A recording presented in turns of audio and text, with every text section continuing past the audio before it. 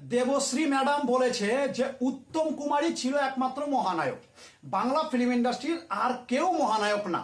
কিন্তু আমি বলতে চাই দেবশ্রী ম্যাডাম সম্পূর্ণ ভুল। দেবশ্রী ম্যাডাম সম্পূর্ণ ভুল। বাংলা জগতে একটা মহানায়ক না, মহানায়কের পাহাড়। মানে সবাই মহানায়ক বাংলা জগতে। পরিষ্কার কথা শুনে নিন ম্যাডাম, বাংলা জগতে সবাই মহানায়ক। মহানায়কের পুরস্কারটাকে বিগত সরকার খেলনা বানিয়ে রেখে দিয়েছিল। যাকে পেরেছে তাকেই মহানায়ক বানিয়ে দিয়েছে, যে আই এম মহানায়ক, আই এম মহানায়ক, হি ইজ মহানায়ক। মানে যে না সেই মহানায়ক। ভাই কি বলবো ভাই, মহানায়কের পুরস্কারটাকে খেলনা বানিয়ে ছেড়ে দিয়েছিল।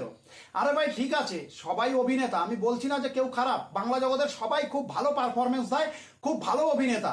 কেননা তারা অভিনয় জানে বলেই তারা সিনেমা করতে পেরেছে, তারা সিনেমাতে চান্স পেয়েছে। নইলে আমাকে তোমাকে যাকে তাকে তো সিনেমায় নেবে না, পরিষ্কার কথা।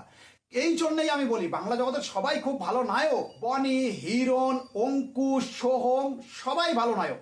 কিন্তু তাই বলে এই না যে সবাই মহানায়ক।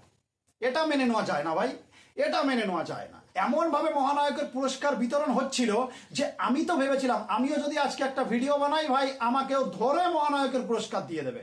নচিকেতা একজন সিঙ্গার, প্রতিবাদী সিঙ্গার, নিঃসন্দেহে ভালো, নিঃসন্দেহে নচিকেতা ভালো সিঙ্গার, প্রতিবাদী সিঙ্গার আমি মনে করি। কিন্তু তাই বলে মহানায়কের পুরস্কার তাকে কেন? তাকে যদি দিতে হতো মহাগায়কের পুরস্কার দিতে, সেটা পশ্চিমবাংলার মানুষ মেনে নিত।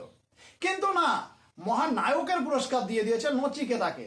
এই জন্যই আমি বলি ভাই, যাকে তাকে ধরে মহানায়ক বানিয়ে দিয়েছিল বিগত সরকার, নিজের নিজের প্রফিটের জন্য। ক্লিয়ার কথা শোনো, নিজের প্রফিটের জন্য।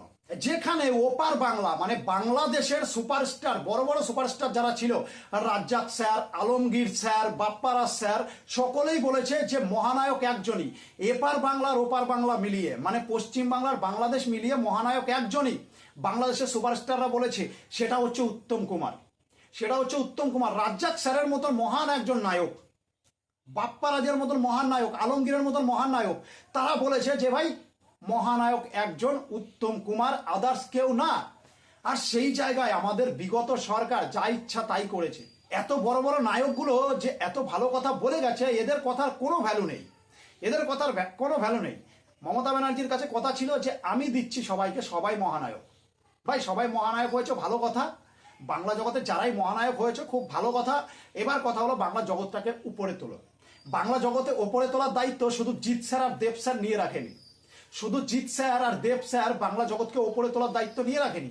তোমরাও বাংলা জগতের হিরো, তোমাদেরও মানুষ দেখে, তোমরাও বাংলা জগতের সিনেমা বানাও, তোমরাও বাংলা জগতের নায়ক। তাই তোমাদেরও দায়িত্ব। আমি সকলকে বলছি, বনি, সোহম, অঙ্কুশ, হিরণ, সকলকে বলছি তোমরাও নায়ক, তোমরাও ভালো নায়ক, সব কথা। কিন্তু বাংলা জগৎটাকে ওপরে তোলার চেষ্টা করো, এই রাজনৈতিক ময়দান ছাড়ো ভাই। আমি সোহমের কথাই ভাবি, সোহম এত ভালো একটা নায়ক, এত ভালো একটা নায়ক, মানুষ তাকে পছন্দ করতো, ভালোবাসতো। আর সোহমের প্রতি না বাংলার মানুষের একটা আলাদা টান ছিল। সত্যি কথা বলছি, সোহমের প্রতি একটা আলাদা টান ছিল বাংলার মানুষের। কিন্তু সেই টানটা নিজে নষ্ট করেছে সোহম, নিজে নষ্ট করেছে।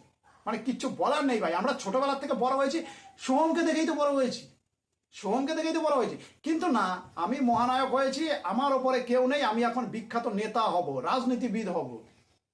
ছি, মানে ভাবতেও লজ্জা করে। যেই সোহমকে আমরা এত ভালোবেসেছি, আর সেই সোহম এই জায়গায় চলে গেছে।